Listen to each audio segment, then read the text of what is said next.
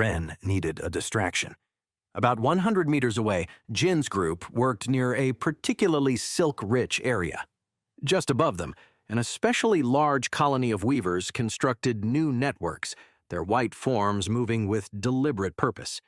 The annoying bullies hadn't earned Ren's true hatred, at least not enough to wish them death. Weavers first trapped their prey in enormous amounts of silk before filling the cocoons with digestive fluid. It wasn't a pretty death, but it was very slow, and a disturbed weaver colony was an easy target for Professor Zhao's eyes and intervention. Jin's group wouldn't be in real danger.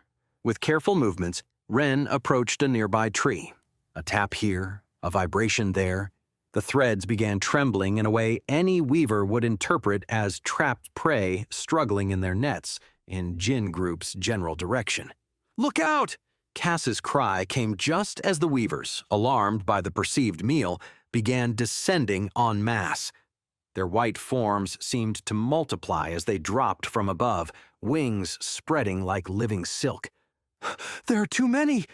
Kai's voice held genuine fear, all his previous bravado vanishing in the face of real danger. "Use the flares," Jin ordered, his usual confidence replaced by barely controlled panic. His tiger markings flickered erratically, betraying his fear. "I can't find it! They're everywhere!" Kai sounded on the edge of complete panic. "Professor!" Cass's scream was followed by a flare's brilliant flash and loud noise. It was perfect, he thought. While chaos erupted and Professor Zhao flew toward the commotion, his owl's wings spread wide, Ren slipped away in the opposite direction. Before crossing the marked territory's boundary, he strategically placed his camouflage blanket near a silk-rich area, creating a perfect alibi. He thought that when the professor checked, he would think Ren was quietly collecting. As he moved away, the screams and sound of multiple flares provided perfect cover for his escape. The professor would be occupied for quite some time controlling the situation with Jin and his group. Now, he just needed to find a bark stalker large enough for his plan. The mushrooms pulsed with anticipation at the hunt ahead. One step at a time, he thought while entering unsecured territory. First the decoy, then the real prey. Jin's group's screams still echoed in the distance. Ren smiled, remembering how easy it had been to provoke the chaos. The panic in Jin's voice was music to his ears, another small revenge for their harassment. The terrain changed dramatically just meters outside the secured territory. Plants showed signs of massive predation, shadow stalkers draining the vitality from everything they found during their nocturnal hunts. A crunch made him freeze in place. The mushrooms pulsed in warning. Something large moved nearby. Something that had survived in this dangerous territory long enough to grow far beyond normal size. Easy, he reminded himself, while slowly crouching. Large bark stalkers are territorial, if there was one here. The pile of rocks 20 meters away was chewing on a weaver, its massive form shifting color with unnatural precision. Ren held his breath while observing the mass subtly change hue, adapting perfectly to the terrain once again. This one was the right size, he evaluated. 3 times larger than the juveniles in the safe area. The knowledge flowed freely. These mature specimens were large enough to resist a sentinel male's absorption for several crucial minutes. Their enhanced vitality and thick armor made them perfect for what he had planned. Ren began moving with extreme caution. One mistake, and those claws could tear him in half. The bark stalker might appear slow, but if he got too close, a new sound made cold sweat break out on his forehead. A weak buzzing, almost imperceptible to normal ears. The mushrooms in his hair pulsed frantically, confirming what his instincts already suspected. The route he was following was correct. The bark stalker also tensed, its camouflage becoming nearly perfect.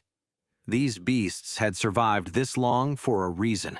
Their instincts were honed by constant danger. The shadow stalker males are the real problem, Ren thought while studying the distance to the cave entrance. The sentinels weren't the small black creatures he sought, but the species males. Larger, faster, and completely awake during daylight hours.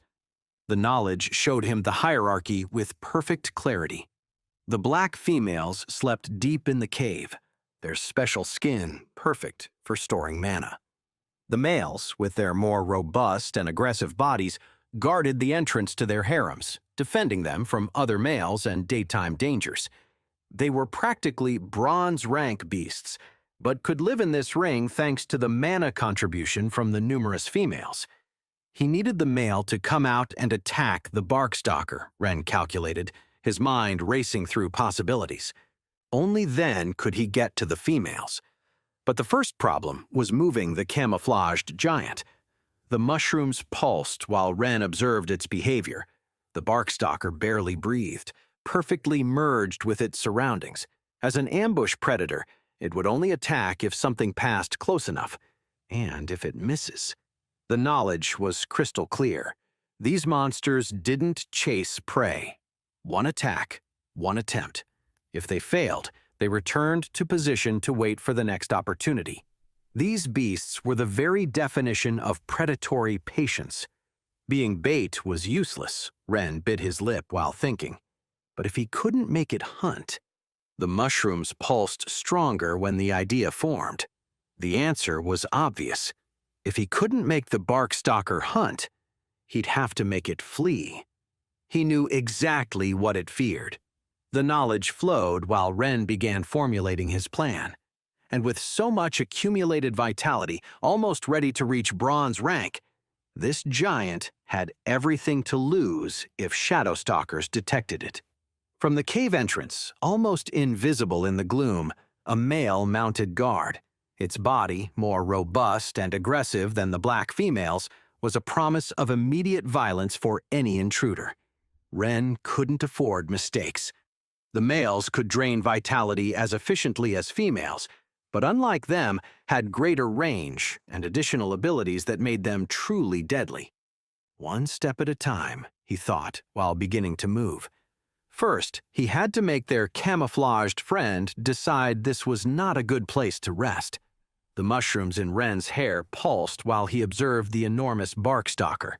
The creature was a masterpiece of camouflage, its body the size of a large table blending perfectly with the surroundings. With so much accumulated vitality, he almost felt sorry, Ren thought, while the knowledge flowed and he extracted some tools from his bag. Each movement was carefully measured to avoid detection.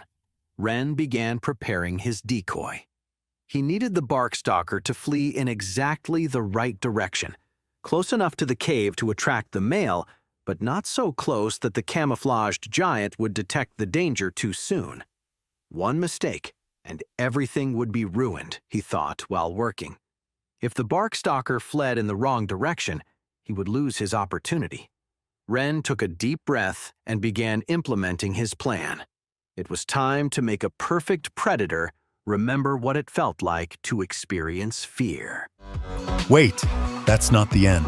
You've just had a free taste. Now get the full story on the Pocket FM app, link in description. Check out our next video and playlist, and don't forget to like, share, and subscribe.